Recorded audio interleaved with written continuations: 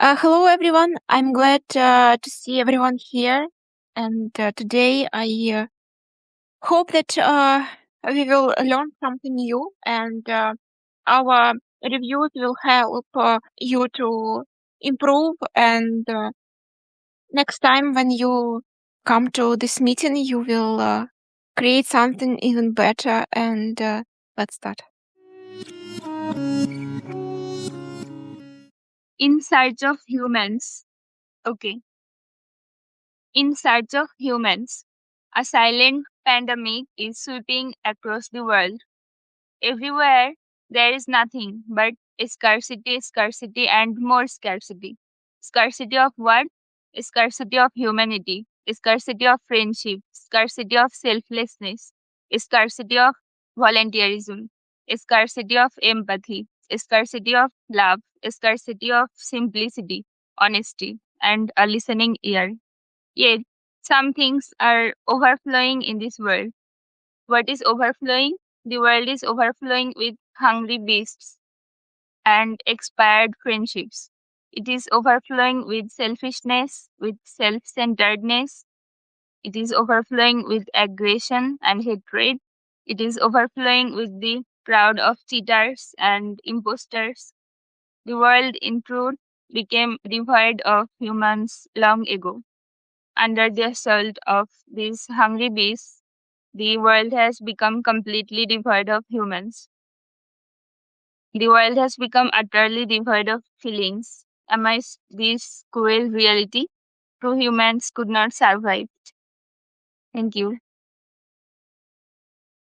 I think this poem captures that deep frustration experienced and shared by many people.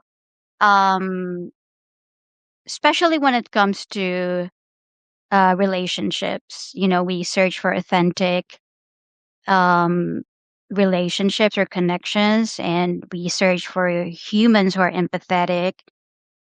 And well, I think the best word would be kind. Just we search for kindness. And as I said in my initial review, which I sent to Marina, if this poem were a song, I imagine it to be a rock song, specifically punk rock. And it reminds me of that time in my life when I was an angst ridden 20-year-old or teenager and then 20-year-old. You know, I used to listen to punk rock a lot, that loud, urgent, frustrated as fuck with the state of the world kind of music. So it's a very relatable poem, I think. Um, I guess if there's one thing that I find wondering about, it's nuance. So this poem, it seems to speaks well, at least for me, it speaks in broad strokes about humanity. So we have these big words, selfishness, hatred, self-centeredness, empathy. So uh, broad strokes, and it presents a world divided into two camps. We got the true humans, we got the hungry beasts. And although I really understand the emotional impulse behind the declaration of that contrast, because we've we've all been there. Um, at one point or another, we've experienced that scarcity, right? Scarcity of empathy, of volunteerism, especially given the state of the world right now. Um, but it makes me reflect. The poem made me reflect again. Um, I've always, reflected on this question: are humans ever that simple? Like, because based on my experience, at least, um, my experience and vicarious experiences, the same person who disappoints us can sometimes surprise us with random kindness, or the same person capable of selfishness can also be capable of generosity. So I feel, at least right now, at this point in my life, I feel that people contain both light and shadow. Of course, there are exceptions, I suppose, but overall, that's how I feel. But that being said, I still think that the poem succeeds in, yeah, expressing that feeling of disappointment. So it's like a cry. This poem is like a cry of disappointment. That sense that empathy and genuine human connection can feel frustratingly, like and deeply disappointedly scarce right now. Yeah, that's all. Yeah, I mean, I'll actually start by saying that this is a really nice poem and to some extent quite relatable. Unfortunately, but it is what it is. And, coming back to the poem, it is easy to understand. And you have been able to put the point forth of the poem very easily. The fact that scarcity overflowing, the words, scarcity overflowing in the phrase the world has become, these phrases have been repeated throughout the poem, so it creates a certain structure, um, which is a nice thing, but maybe I'm being nitpicky here. Maybe it would have been better if if the phrases or the words were repeated the same time, the same number of times. For example, you say scarcity of humanity, scarcity of selfishness, scarcity of empathy, scarcity of simplicity is used four times. Then overflowing is used twice, four times, but like broken down in, they're not like one after the other, they're broken down. And then again, when the world has become completely devoid, the world has become utterly devoid. This has been repeated thrice, not four times. Maybe if they were like, repeated in the same number of times, maybe it would have given it more structure. I'm not sure. This is what I felt. Um, go- Going back to the good things, I particularly like the lines, this one, scarcity of simplicity, honesty, and a listening ear, yet some things are overflowing in this world. I don't know, creates a really nice contrast. It's like a nice break in the point where there's a contrast. The you change the tone. You don't change it, but you change the tone instantly, and it's a really nice. It has a really nice tone to it. Uh, I would also point out something that I pointed out in the last point that you shared last week. And again, maybe it's just my taste, so I will not repeat it again and again. But it's just that maybe you could show more and tell less. Uh, in my understanding, when you tell everything in the poem, it comes off as um, I don't know. I don't want to use the word preachy, but it can feel overwhelming because you are dumping a lot of information on the reader instead of letting the reader think himself or herself what the poem. At least there should be some space for the reader to understand what is going on, for the reader to imagine. So, I'll give an example of what I thought. It would have been nicer, if there was some imagery for phrases like selfishness, hatred, aggression, etc. Use the words which is good in the sense that it makes the poem simple and I was able to understand it instantly. But imagine if it would have been much better if you were able to use certain words or certain phrases that would have put the same point forward, but it would have made the reader imagine what that aggression would look like, or what that selfishness would look like. Uh, Maybe I'm being nitpicky here. Finding some synonyms would have been helpful, maybe, but again, I'm saying I'm being nitpicky. Um, they About the ending, actually. One more thing about the ending. So the ending is, for lack of a better word, sorrowful, but it is also a defining statement. There's nothing wrong with it, of course. But again, I'm repeating the same thing.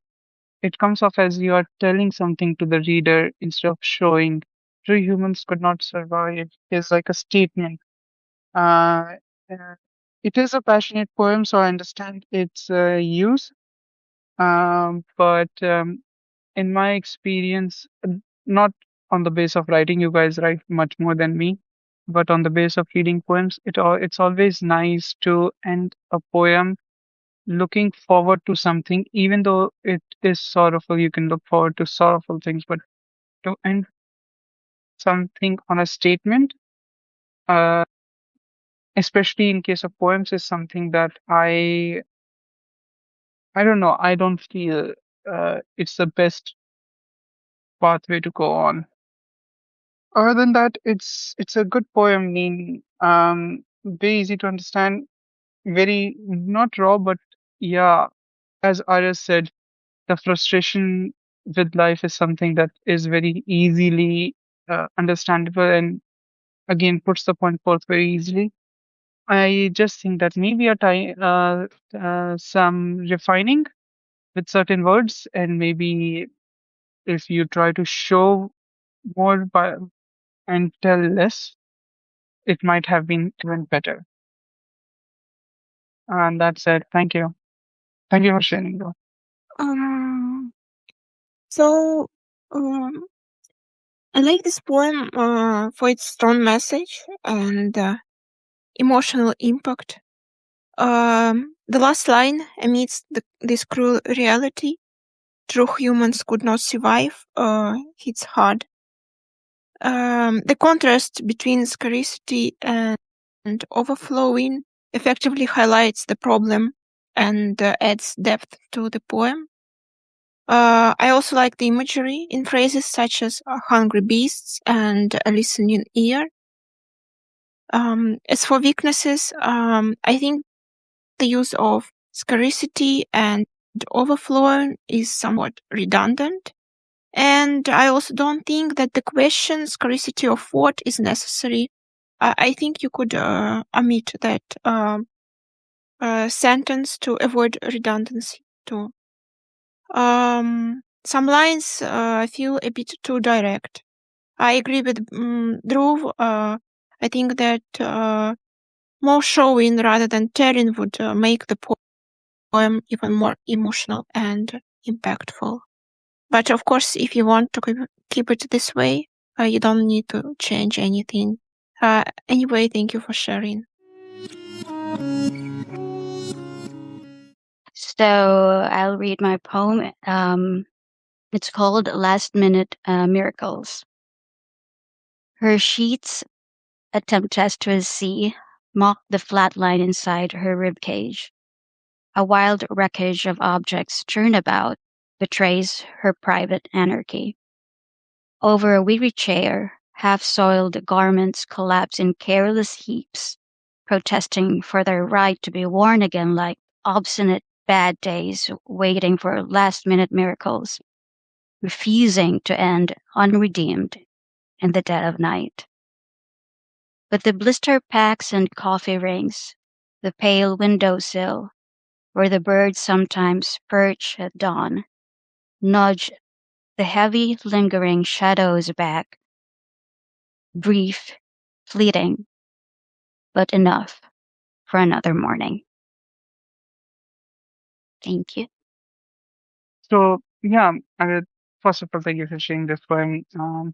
It's a it's a beautiful poem actually, and the kind of poem that I always like to read. And as I have been saying, like for this poem is something that really matches my taste. It does not tell; it shows. The phrases and the words that you have used in this poem have been really beautiful. I can imagine every line in my mind, and like every line evokes a picture in my head, which is something that not many people can, not many writers or many poets can achieve. Uh, mhm. And I would say that in this poem, the reader, I guess, the reader like me, I am doing the emotional analysis. What the poet feels like, what do the clothes resemble, etc. So the metaphors are like they are literal. I think they were literal, but at the same time they act as really good metaphors. And the starting is absolutely solid, for lack of a better word. Um, One thing that I might again be getting nitpicky on is was the second stanza.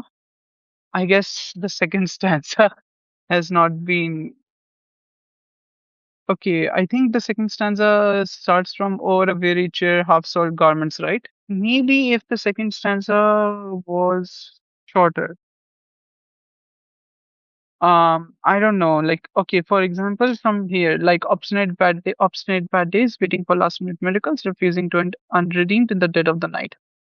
Seems like one long stretch that you have to speak with one breath. It makes sense like when you read it like that, but in the tone of the poem, I think it is something that stands out a bit, just a tiny bit. Maybe if one line was like mashed with the other, or maybe like if two lines are rephrased into one line, maybe it would be better. I'm not sure. But it's still in this state also. It's good. The third stanza is also really good. The poem ends thinking about the future, even though it's not really in a hopeful way, but because it doesn't end um, like it's not a full stop. It's not the poem does not end. You instantly think of another morning, and it ends on a bittersweet moment for me, for me at least, uh, which is uh, which is again a good thing because it is making the reader think. And yeah, that's it. I don't have anything else to say. It's a really good poem. I can't comment on poets like you and Marina anyway. I should not, but in any way. Okay, so I think this poem gives a sense of burnout and repeated boring cycle of life. And I can see clear picture is drawn of a burnout room in the poem. It also portrays writers' deep emotional heaviness towards life and failure to break the burnout cycle.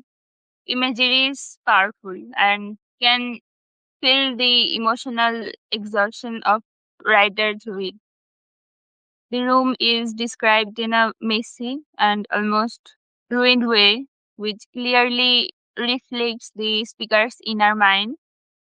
The scattered clothes, objects, and overall disorder give the image of someone who feels emotionally tired and unable to keep things under control. I don't know, but the poem also shows a sense of heaviness in life, like as if everything is too exhausting and nothing changes from day to day. And it also feels like the speaker is stuck in the same routine and cannot easily break out of this cycle. And the burnout room becomes a symbol of mental and emotional exhaustion. At the same time, small details like morning light, coffee marks, and birds outside the window bring a soft contrast. But I think the contrast is not much. It's just in the end. These little things suggest that even in tiredness and chaos, life still continues in a quiet way. There is still a small reason to move forward, and even if it feels weak, overall, the poem gives a deep feeling of emotional fatigue. That's it.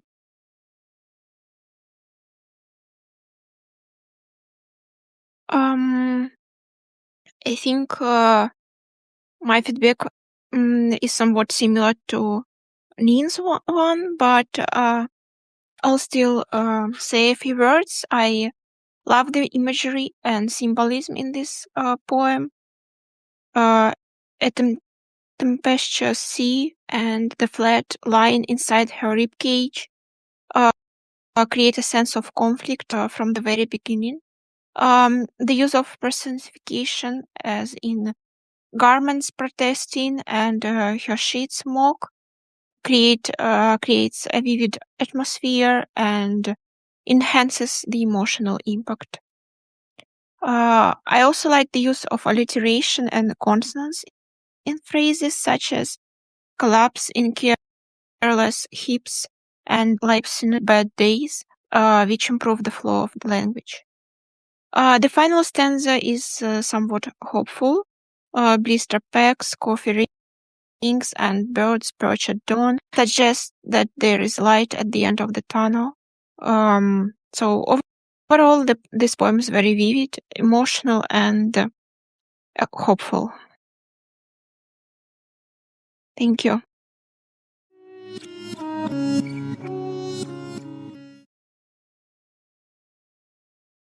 So I will share my poem now. I've written this poem for the Wisdom Writers Poetry Contest. The task was to write a poem, a very happy poem, and to use the word solivagant. I hope I pronounce it correctly. And also to use a double entendre when one word. I'm not sure I use it correctly, but as I understand, it's when one word has two meanings. So I will read. May. O my feverish, salivagant fellow, swayed by your fiery, frivolous flattery, rosemary lavender, flushed by the flavored touch of your treachery, sentimentality sensation savored, salute to the enthralled and the vanquished, sublime civilities so saltry favored, relish the thrill of the daffodils ravished, veiled by the vows of your fervent, verdant love. My heart etches the runes of your name, monsieur. May I whisper, you behold all from above. Your bittersweet serenade echoes adieu.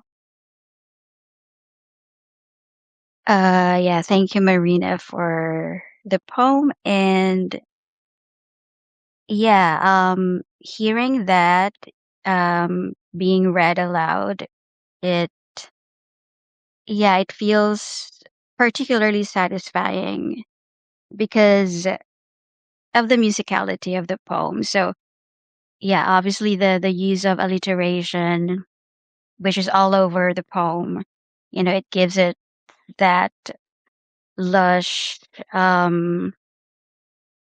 almost enchanting quality.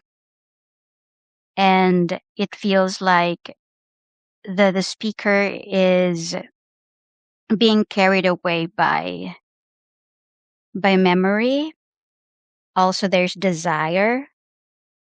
Um, you said that the challenge was to, well, first to use solivagant. So I learned a new word from this poem, which is solivagant, and then double entendre. So I just learned about that now, that the purpose was to use a double entendre, and I think you achieved that in the second stanza, especially with the word ravished, because the word ravished, I found it particularly interesting here because it's I think such a loaded word in the sense that it can suggest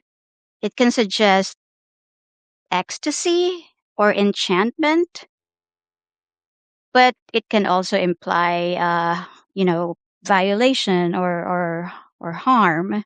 So in that sense, it seems to, I don't know if you chose it in deliberately that way to blur the line between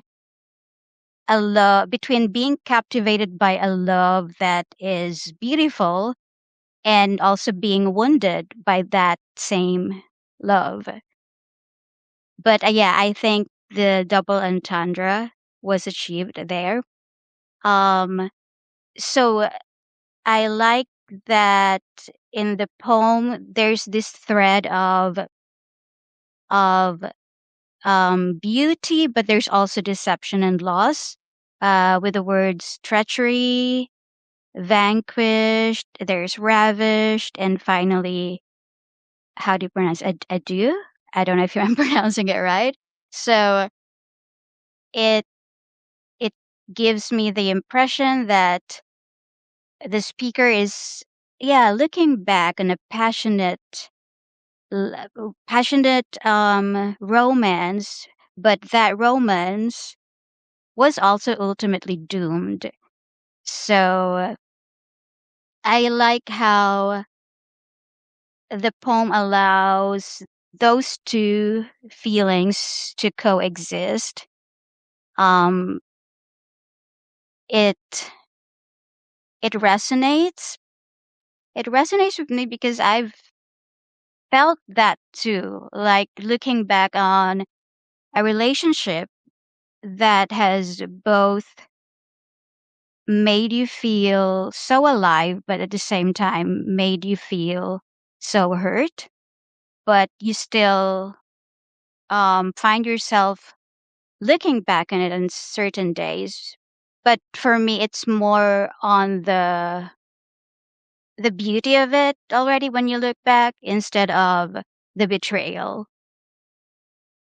But yeah, that's what I feel, after or during no after reading the poem. Yeah, so that's it. Thanks for this very musical poem. Yeah, Admita, thank you. Thank you for sharing this poem. My my my response will be very similar to ours, but I'm still gonna say it. It's of course a really good poem. I feel weird commenting on Marina's and Arya's poems always, but okay. So this is the kind of poem that you want to hear. Like if you want to read, you want to read it aloud, or you want it to hear because it has a very musical quality to it. And when I first read this poem, I read it a lot of times. Like I kept reading it because it has the tone, the rhyming scheme, the musical quality of it is just outstanding. Uh, I don't have much to say because I like it a lot. Uh, Maybe the words that you used are not so easy to understand, but for example, you told that Solvigant was part of the prompt that was shared for Wisdom Writer, so it makes sense. And at the same time, they match with the tone of this poem perfectly, so nothing to complain about.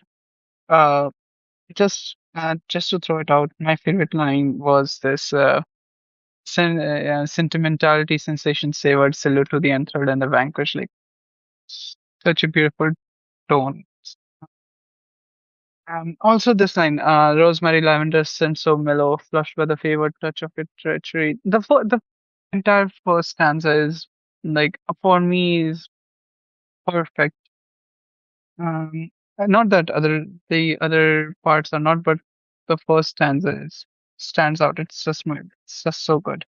The ornamentation is really good, and it does the job of invoking the feeling of me really, really well. I have no critical feedback for the poem. I'm really sorry. I liked it a lot. Thank you so much.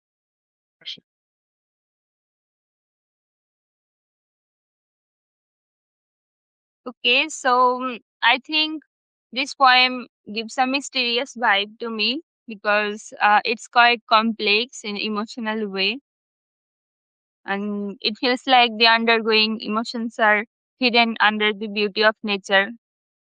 Both the deceptive and warm sides of love is understood and accepted. The language is quite difficult to understand at a glance because of the rich vocabulary, but the way of explaining nature and connecting nature with love has made the poem aesthetically spatial and mysterious. The poem creates an atmosphere that feels both beautiful and melancholic at the same time. The floral imagery and references to scents make the emotions feel more vivid and alive.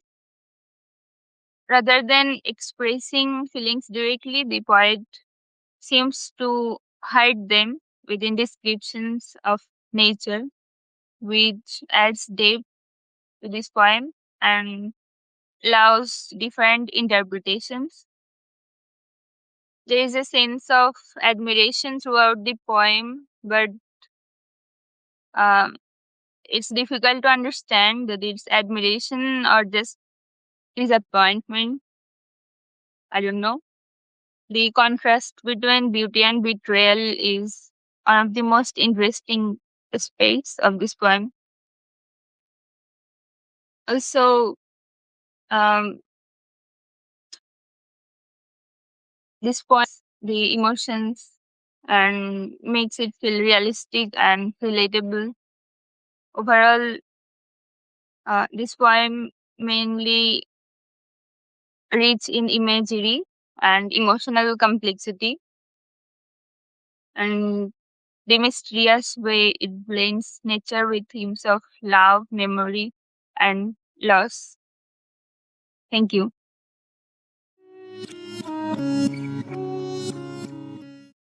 I'll be sharing a poem by William Wordsworth. It's a poem that I read way, way back. I don't even remember when, but I remember reading it a long time back. So I'm just sharing it here today. Um, Thank you for giving the opportunity, guys. The sun, the sun has long been set by William Wordsworth. The sun has long been set. The stars are out by twos and threes. The little birds are piping it among the bushes and trees. There's a cuckoo, and one or two or thrushes, and a far off wind that rushes, and the sound of water that gushes, and the cuckoo's sovereign cry fills all the hollow of the sky. Who would go parading in London and masquerading on such a night of June with that beautiful soft half moon and all these innocent blisses on such a night as this is? Yeah, thanks, Bruce, for reading and for choosing this poem. What can I say? I love it. I was smiling while you were reading it. Um, I think it's very Wordsworth.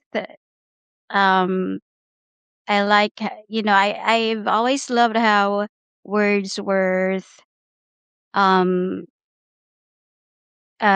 uses this, like, it's very vivid in imagery but still conversational and relaxed, and there's this unhurried mood uh throughout the poem, and he did not have to use elaborate or language or grand ideas, but he just used the sounds of birds, the wind, the sounds of water to create the atmosphere, the atmosphere of the poem, which um just actually makes you feel like you are there, being one with nature, communing with nature. And like the last stand. No, no, it's not stanza. The last four, I don't know, 5 lines best. who would go parading in London and masquerading on such a night of June with that beautiful yeah. So I really like that, that he's wondering, like, how can someone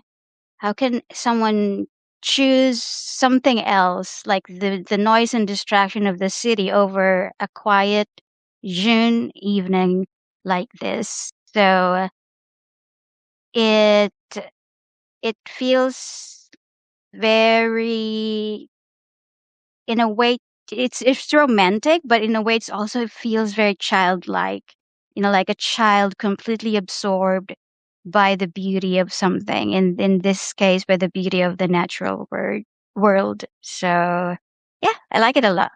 Made me smile. Thanks, Bruce, for sharing.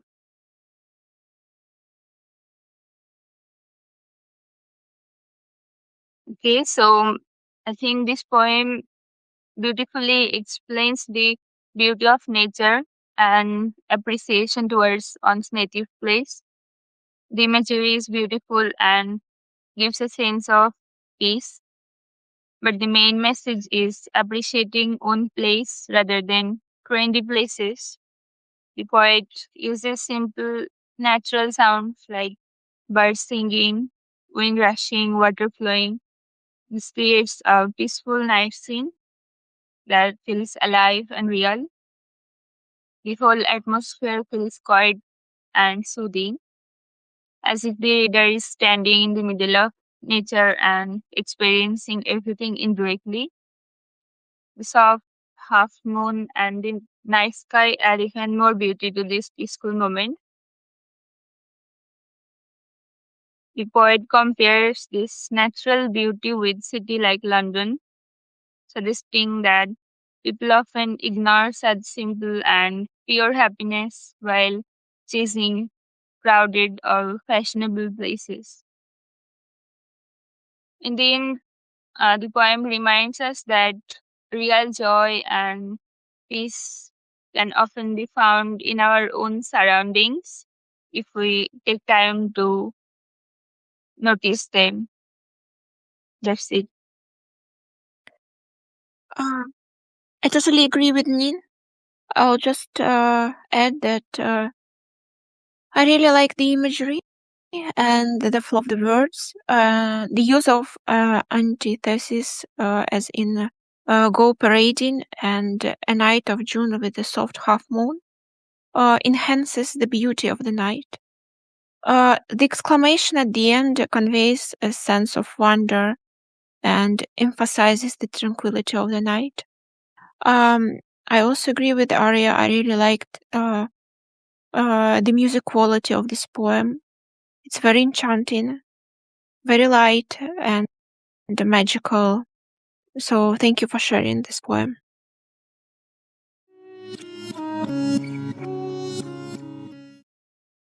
So guys, then thank you for joining today's meeting. I really enjoyed your poems. Yeah, thanks guys for the poems. I think we have diverse poems tonight. Yeah. Yes. I love the diversity. Oh, thank you guys. Bye. Okay, thank you, Bye friend. bye. Bye.